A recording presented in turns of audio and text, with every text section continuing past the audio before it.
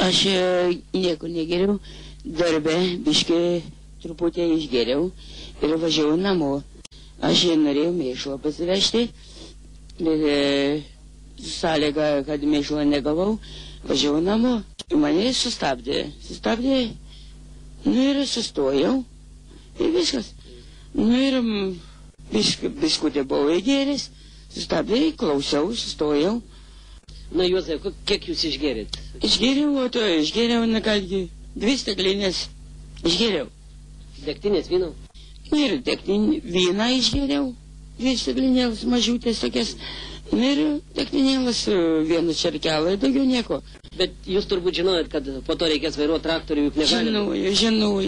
Žinojau. Su kuo jūs gėrėt? Gal draugus tuos prisimenat? Žinai, ką aš nepažįstu tų draugų. Kas jums pasiūlė? Ar jūs pats pirmas? Aš pirmą kartą nuvažiavau prisirašymus. Toks biskutė buvo, tik nedidelis. Tai jūs pradėjote dirbti toje statybos aikštelėje pirmą kartą, šiandieną pirmą dieną? Tai aš nebe pirmą kartą, 2 kartą dirbu. Na, prirašymas pirmas buvo tik tai? 2 jau. Ir 2 kartą prisirašėt? Ne, 1 kartą tik prisirašiau.